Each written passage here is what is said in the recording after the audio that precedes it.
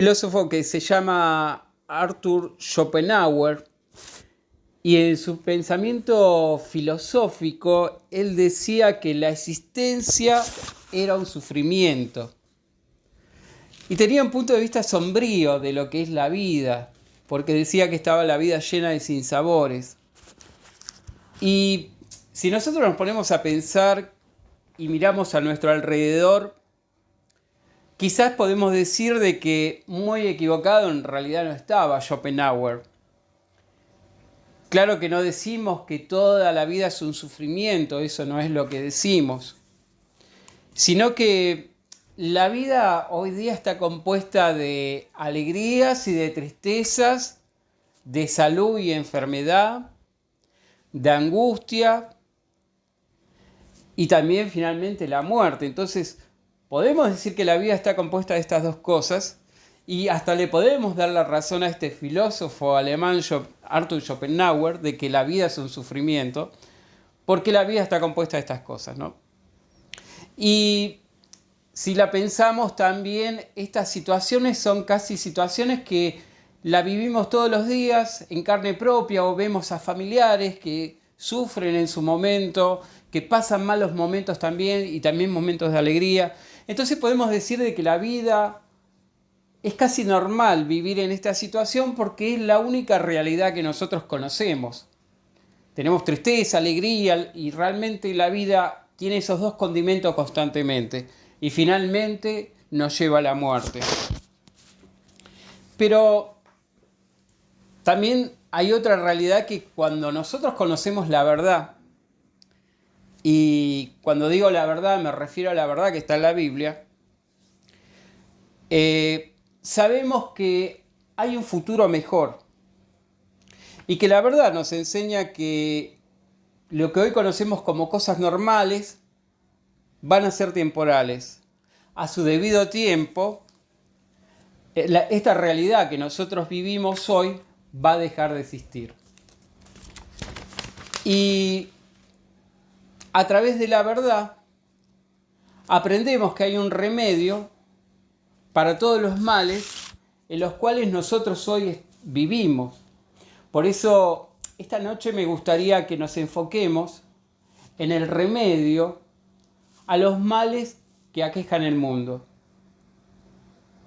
Y lo primero que podemos aprender de la verdad es una profecía que dice Isaías, que todos conocemos, ¿no? Pero vamos a analizarlo de nuevo. Isaías capítulo 9. Isaías capítulo 9, versos 6 y 7. Isaías capítulo 9, versos 6 y 7 dice: porque un niño nos es nacido, un hijo nos es dado, y el principado sobre su hombro, y se llamará su nombre admirable, consejero, Dios fuerte, Padre eterno, príncipe de paz. Lo dilatado de su imperio y la paz no tendrán límite, sobre el trono de David y sobre su reino, disponiéndolo y confirmándolo en juicio y en justicia, ahora y para siempre. El celo de Jehová de los ejércitos hará esto. Entonces, como dijimos, cuando conocemos la verdad entendemos de que las situaciones que nosotros vivimos hoy que causan sufrimiento en la humanidad son temporales. Y que hay otra realidad a la que nosotros hoy vivimos cotidianamente y que la solución a eso es este reino que menciona aquí Isaías en esta profecía. Este niño que menciona va a tener sobre su hombro un reinado y que ese reinado, según la profecía de Isaías, iba a durar para siempre. Llegaría a ser un rey. Nosotros sabemos que esta profecía se refiere a Jesucristo. Vamos a confirmarlo en Mateo capítulo 25. Mateo 25, versos 31 y 32.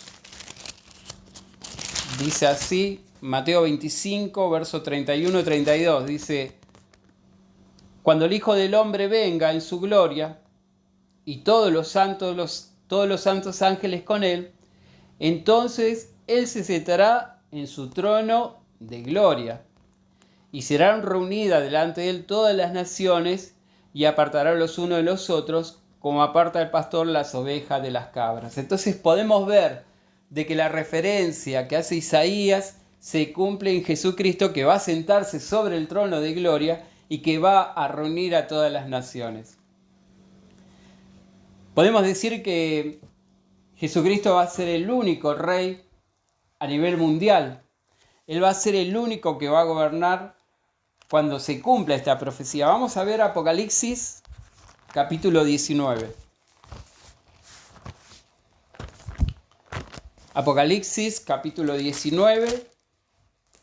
Vamos a ver el verso 11, 13 y después el 16. Dice así, Apocalipsis 19, 11, 13 y 16. Entonces vi el cielo abierto y aquí un caballo blanco, y que el que lo montaba se llamaba Fiel y Verdadero, y con justicia juzga y pelea. Verso 13. Estaba vestido en una ropa teñida en sangre y en su nombre es el Verbo de Dios. Verso 16. Y en su vestidura y en su muslo tiene escrito este nombre: Rey de Reyes y Señor de Señores. Entonces, relacionándolo con Isaías, vemos que el gobernante es el Verbo, y que va a reinar con justicia, y que se le va a llamar el Rey de Reyes. Y este reino es el reino que va a poner fin a todo el sufrimiento que hay en la vida.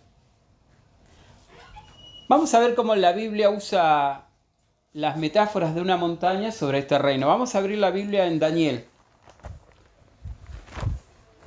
Daniel capítulo 2. Daniel capítulo 2, versos 34, 35 y luego el 44. Dice así Daniel 2, 32, 34 y 35.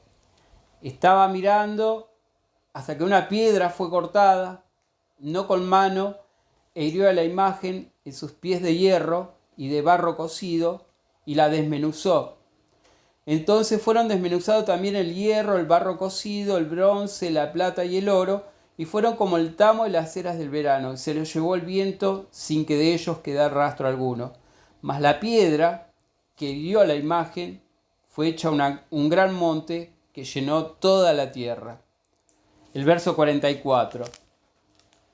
Y en los días de estos reyes, el Dios del cielo levantará un reino que no será jamás destruido, ni será el reino dejado a otro pueblo, desmenuzará y consumirá a todos estos reinos, pero él mismo permanecerá para siempre.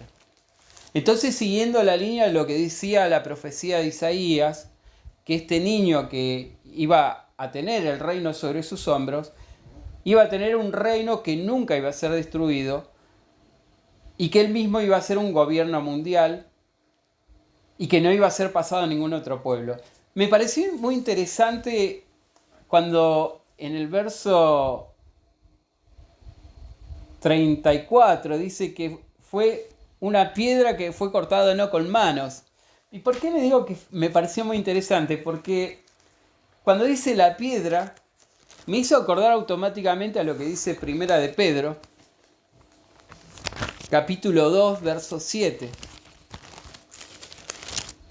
Vamos a leer Primera de Pedro, capítulo 2, versos 6 y 7. Dice: por lo cual también contiene la Escritura: he aquí pongo en Sión la principal piedra del ángulo, escogida y preciosa, y en él creyere, no será avergonzado. Para vosotros, pues, lo que creéis, él es precioso, pero para los que no creen, la piedra que los edificadores desecharon ha venido a ser la cabeza del ángulo. Por eso me pareció muy interesante esto de la piedra que fue cortada, que habla de que esta piedra se refiere a Jesucristo como el gobernante de ese reino. Entonces podemos ver también de que Daniel usa esta metáfora de una montaña que va a llenar toda la tierra como el símbolo del reino de Jesucristo. Y esto también lo hace en otra parte de la Biblia, por ejemplo en Apocalipsis capítulo 14. Apocalipsis capítulo 14, verso 1. Apocalipsis capítulo 14, verso 1 dice: Después miré y aquí el Cordero estaba en pie sobre el monte de Sión, y con él 144.000 que tenían el nombre de él y de su Padre escrito en sus frentes. Entonces otra vez vemos esta metáfora de una montaña, un monte como el símbolo del gobierno de Cristo. Dice que Cristo está con sus 144.000 que son los vencedores, los que van a gobernar con él como reyes y sacerdotes. Y en la Biblia usa muchas veces esta metáfora de la montaña como el símbolo del reino de Jesucristo. Vamos a ver el Salmo 2.6.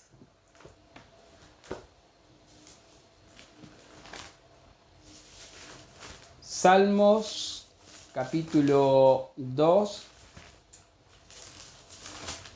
verso 6 dice: Pero yo he puesto mi rey sobre Sión, mi santo monte.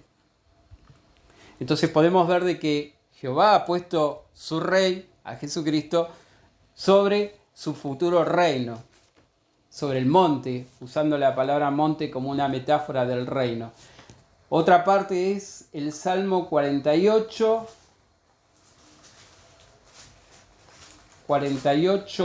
2. Salmo 48, 2. Dice: Hermosa provincia, el gozo de toda la tierra, es el monte de Sión, a los lados del norte, la ciudad del gran rey. Entonces podemos ver esta metáfora del monte como el símbolo del reino de Cristo. Y vamos a ver la Biblia ahora en Hebreos, capítulo 12, verso 22. Dice: Sino que os habéis acercado al monte de Sión, la ciudad del Dios vivo, Jerusalén celestial, a la compañía de muchos millares de ángeles. Entonces el monte Sión, la Jerusalén celestial, las montañas son la representación del reino de Cristo. Y esto tiene que ver con que el reino de Cristo es la solución al sufrimiento de la humanidad. Vamos a Isaías, capítulo 2. Son textos también muy conocidos por nosotros. Isaías capítulo 2, verso 2 al 4, dice lo siguiente: Acontecerá en los postreros de los tiempos que será confirmado el monte de la casa de Jehová, como cabeza de los montes, y será saltado sobre los collados, y correrán a él todas las naciones. Y vendrán muchos pueblos y dirán: Venid y subamos al monte de Jehová, a la casa del Dios de Jacob, y nos enseñará sus caminos, y caminaremos por sus sendas, porque de Sión saldrá la ley, y de Jerusalén la palabra de Jehová. Y juzgará entre las naciones, y reprenderá a muchos pueblos, y volverán sus espadas en rejas de arado, y sus lanzas en hoces. No alzarán espada nación contra nación, ni se adiestrarán más para la guerra. Entonces podemos ver también esta metáfora de un monte, que es el monte de Jehová, que representa el reino de Jesucristo, donde las naciones van a ir a buscar la guía para que las ayude a seguir, a cumplir con la ley que va a salir de Jerusalén. Y que como consecuencia de ir a este monte, dice que las naciones lo que van a hacer es finalizar con las guerras. Dice que se va a jugar entre muchas naciones y van a batir sus espadas en rejas de arado y en hoces.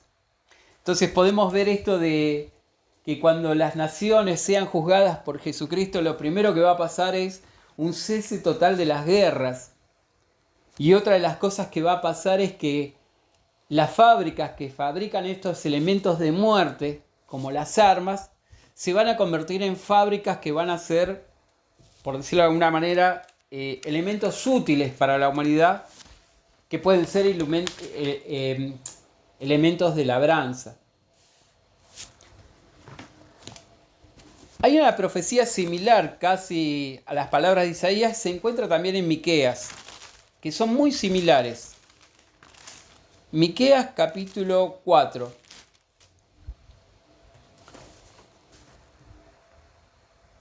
También verso 1 al 4 dice: acontecerá en los posteriores tiempos que el monte de la casa de Jehová serán establecidos por cabecera de monte y más alto que los collados, y correrán ahí los pueblos, y vendrán muchas naciones y dirán: venid, subamos al monte de Jehová, a la casa del Dios de Jacob, y nos enseñará sus caminos y andaremos por sus sendas, porque de Sión saldrá la ley y de Jerusalén la palabra de Jehová, y él juzgará entre muchos pueblos y corregirá naciones poderosas hasta muy lejos, y martillarán sus espadas por asadones y sus lanzas para hoces. No alzarán espada nación contra nación, ni se ensayarán más para la guerra.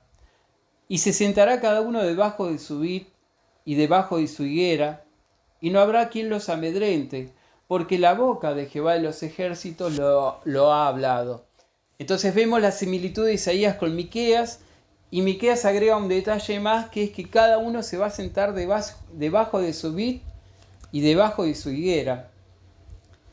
Y esta metáfora nos hace pensar de si alguna vez nosotros tuvimos la oportunidad de sentarnos debajo de un árbol, a la sombra de un árbol, en un día de mucho calor. Y la verdad que estar debajo de un árbol, a la sombra de un árbol en un día de mucho calor, nos trae paz, nos relaja y hasta nos tranquiliza. Sentir el ruido del viento entre las hojas y sentir el canto de las aves, de seguro en ese momento nos trae paz y sosiego. Y esto es lo que quiere graficar Miqueas cuando está diciendo de que cada uno se va a sentar debajo de su vid y debajo de su higuera. Porque lo que quiere demostrar es que cada uno disfrutará de una paz y una tranquilidad que hoy no tiene. Y esto tiene que ver con la seguridad económica que va a existir cuando el monte de la casa de Dios, el reino de Cristo, esté gobernando. Va a haber seguridad económica, no va a haber problemas de inflación, no va a haber problemas de dinero, porque dice que cada uno se sentará debajo de su vid de una manera tranquila y relajada. ¿Y por qué va a suceder esto? Bueno, vamos a ver lo que dice el Salmo 67, 6. Salmo 67,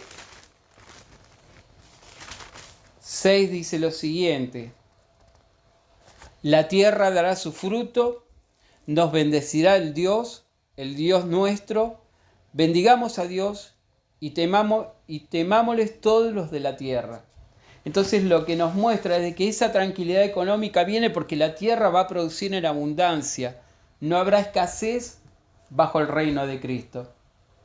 Y esto tiene que ver con lo que estamos diciendo, que el sufrimiento que hoy vivimos, bajo el reino de Cristo no va a existir más.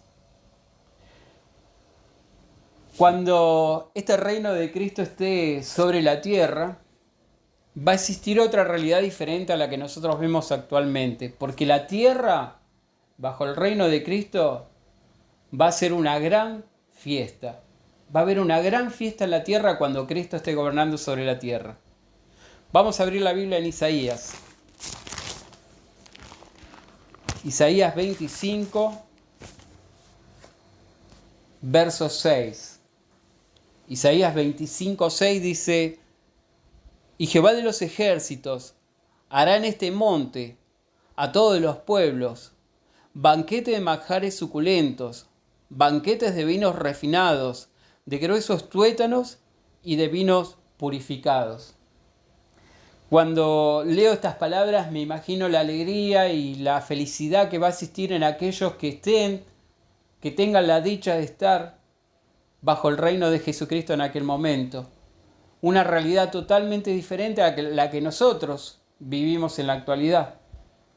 una realidad llena de penurias, de sinsabores. Sin embargo, bajo el reino de Cristo va a ser una gran fiesta, porque Jehová mismo dice que lo va a hacer a través de Jesucristo.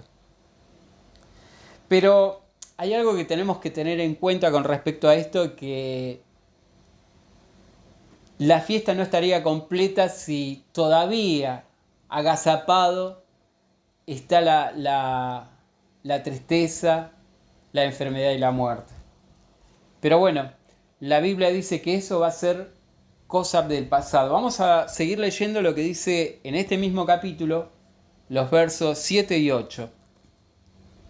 Dice: y destruirá en este monte la cubierta que está cubierto a todos los pueblos, y el velo que envuelve a todas las naciones, destruirá a la muerte para siempre, enjuagará a Jehová el Señor toda lágrima de todos los rostros, y quitará la ofrenda de su pueblo de toda la tierra, porque Jehová lo ha dicho. Entonces, como dijimos, la fiesta no va a ser estropeada por tristezas, por dolores, porque inclusive esas cosas van a ser cosas del pasado. La humanidad no va a tener miedo a que suceda nada malo. La alegría va a ser permanente. Vamos a ver lo que dice Isaías en el capítulo 11, verso 9.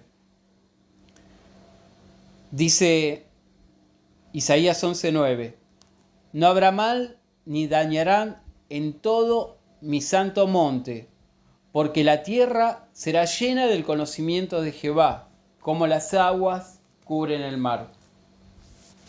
Entonces, como podemos ver, hay otra realidad diferente a la que nosotros hoy vivimos cotidianamente. Una realidad donde Dios, a través de Cristo, va a traer la paz a la humanidad. A través de Cristo va a traer abundancia, va a traer estabilidad económica al mundo. No va a haber enfermedades, no va a haber muerte, no va a haber nada que cause o estropee el reino de nuestro Padre Celestial en Jesucristo. Entonces podemos decir que el reino de Jesucristo va a ser un mundo mejor, lleno de paz, de salud, de amor, de justicia, sin muerte. Y podemos decir también de que el reino de Jesucristo va a ser un lugar donde la felicidad va a ser permanente. Porque estas son las promesas que nos ha hecho nuestro Padre Celestial. A través de esa agencia, ese monte que es el reino de Cristo, está la solución a todo el sufrimiento que hoy tiene la humanidad. Y es el propósito de Dios terminar con ese sufrimiento que tiene la humanidad hoy, a través del reino de Jesucristo. Vamos a abrir la Biblia en Apocalipsis. Palabras conocidas, pero que no vienen mal que lo recordemos, que es Apocalipsis capítulo 21, verso 3 al 5. Dice: y oí una gran voz del cielo que decía: he aquí el tabernáculo de Dios con los hombres. Él morará con ellos. Ellos serán su pueblo. Dios mismo estará con ellos como su Dios. Enjuagará a Dios toda lágrima de los ojos de ellos. Ya no habrá muerte. Ni habrá más llanto, ni clamor, ni dolor, porque las primeras cosas pasaron. Y el que estaba en el trono dijo: he aquí, yo hago nuevas todas las cosas. Y me dijo: escribe, porque estas son palabras fieles y verdaderas. Entonces, cuando comenzamos esta noche a hablar de este filósofo alemán que decía que la vida es un sufrimiento, y hasta le dábamos la razón, porque en cierta medida sí, la vida se compone de alegrías y sufrimientos, hay una realidad diferente, una realidad que está en las manos de Cristo, y que, como acabamos de leer, esa realidad va a ser fiel y verdadera, y que Dios mismo, a través de Cristo, va a tener una parte activa en traer la paz, la felicidad, que el mundo hoy no lo tiene. Y esto nos hace pensar a nosotros de que esa es la verdadera realidad que nosotros hoy no vivimos. Hoy vivimos en esta realidad penosa, angustiosa, pero Dios nos ha prometido una realidad, un futuro mejor para la humanidad. Y hermanos, nosotros esta noche los que estamos acá reunidos de seguro, hemos sido personas que hemos escuchado la invitación que hace Jesucristo a cada uno de nosotros. Esa invitación es para ser parte de su futuro reino. Vamos a abrir la Biblia en Apocalipsis 3:20. Son palabras que a mí me gusta leerlas. Dice: he aquí yo estoy a la puerta, Apocalipsis 3:20, y llamo. Si alguno oye mi voz y abre la puerta, entraré en él y cenaré con él y él conmigo. Y el que venciere le daré que se siente conmigo en mi trono, así como yo he vencido y me he sentado con mi Padre en su trono. Entonces, como dijimos, hoy hay una invitación para nosotros en la actualidad, que es este llamado que está haciendo Jesucristo a que entremos con Él, que le permitamos entrar a nuestras vidas, y que eso nos va a garantizar a nosotros ser parte del reino de Jesucristo, ser parte de la solución al problema que tiene la humanidad. Se requiere de nosotros primero aceptar a Jesucristo como nuestro Salvador personal. Se requiere de nosotros arrepentirnos de todos los males que hemos hecho en el pasado, aceptar el perdón por medio de su sangre. Y se requiere también que dediquemos nuestra vida a servir a Dios, que le entreguemos nuestro corazón, que nos consagremos a hacer la voluntad de Dios en nuestras propias vidas, y se requiere también que seamos fieles hasta el final. Como dice Apocalipsis, sé fiel y yo te daré la corona de la vida. Entonces la invitación para ser parte del reino de Cristo, parte de la solución que va a venir a la humanidad del futuro es hoy. Cada uno de nosotros hemos aceptado esa invitación y espero que este breve estudio nos sirva para pensar de que nuestro Señor Jesucristo nos ha invitado a ser parte de la solución a los problemas que aquejan en la humanidad y que nosotros ya tenemos un lugar en el reino de Cristo, porque la salvación y la vida eterna ya la tenemos a partir del momento que aceptamos a Jesucristo como nuestro Salvador personal. Bueno, eso era todo lo que quería compartir, hermanos. Espero que este breve estudio les haya sido útil. Y bueno, muchas gracias esta noche por permitirme compartir con ustedes estas palabras. Le entrego ahora la reunión a nuestro hermano Abraham.